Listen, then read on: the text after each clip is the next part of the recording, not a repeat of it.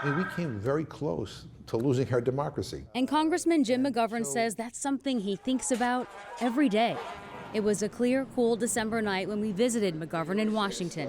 We started in his office in the Cannon Building, where he began his day January the 6th, 2021. And I could see some people gathering from a distance, and I could hear some chanting. You hear the chanting, you see the protesters, but you had no inkling of anything that was to come.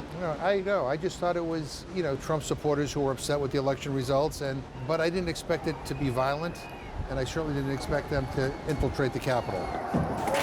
So I imagine you make this walk all the time. I do. I mean, this is the way I walk to go vote. It was his typical trek from his Cannon Building office down the elevator through the underground tunnel that connects that building to the U.S. Capitol.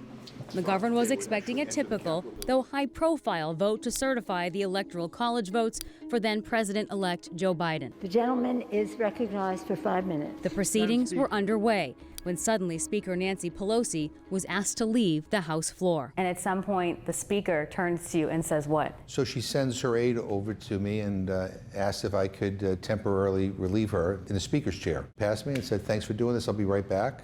In fact, she left her phone there. So she was unaware? She was unaware that she was about to be taken to a secure location.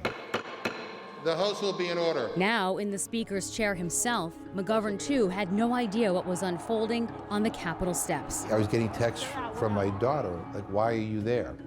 And what are you doing?" Even when he started hearing shouting in the hallway, he dismissed it as one or two people passed security.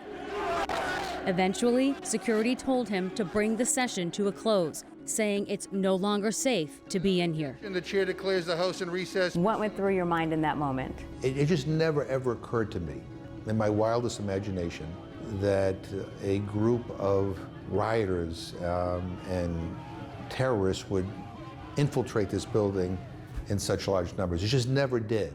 McGovern says Capitol Police started scrambling to lock areas down. Everyone in the chamber was asked to grab the gas mask underneath their seat. Ultimately, there was a plan to evacuate the House chamber through the Speaker's lobby. When everybody was gone, Capitol Police said to me, "Time for you to go." So when did it hit you? There were 3 Capitol Police officers between the mob and the doors. These people were banging their fists against the window, and then the window cracked. And when I finally was able to leave and kind of turn the corner, that is when Ashley Babbitt was shot. And at that point, McGovern was taken to a secure location. Look, I've had people be angry at me before. That's different than what we saw here. You could tell these people wanted to harm us.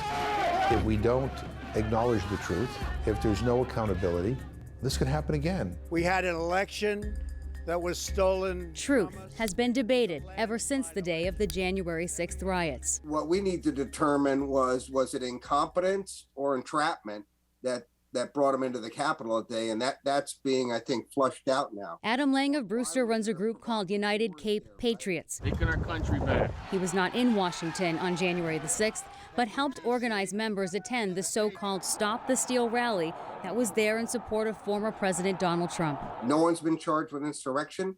No one was armed that day. How do you think the history books are going to recall January the 6th? I think once we get all the facts out, it'll be a speed bump. Lang claims no member of his group entered the Capitol that day, and he denounced violence committed by anyone who did. I mean, you can see the glass in those doors. It was smashed. I mean, they desecrated this place. We caught up with McGovern again the following day to walk around the Capitol, looking at what's changed. If you're noting the Band-Aid, he had a minor medical procedure that morning. The large perimeter fencing is now gone, though some remains on the Capitol steps. Inside, police riot shields are near entryways. Why do you continue to tell the story through your eyes, what you saw the day of January 6th? Because I don't want it to ever happen again. I think it's important for people to know what the truth is. And Are you afraid it's going to be watered down? I am. There are people right now trying to water it down. I have colleagues that are trying to water it down. I asked McGovern the same question I asked Adam Lang on the Cape. What are the history books going to say about that day? It's going to be remembered as a tragic day in this country.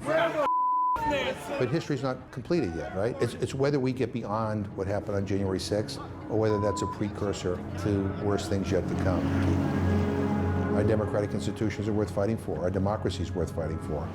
And I'm not giving up. Congressman McGovern says he now feels it's his obligation to share what he witnessed and also confront what he calls conspiracy theories. He also told me he feels he owes his life to the Capitol Police. Kerry Kavanaugh, Boston 25 News.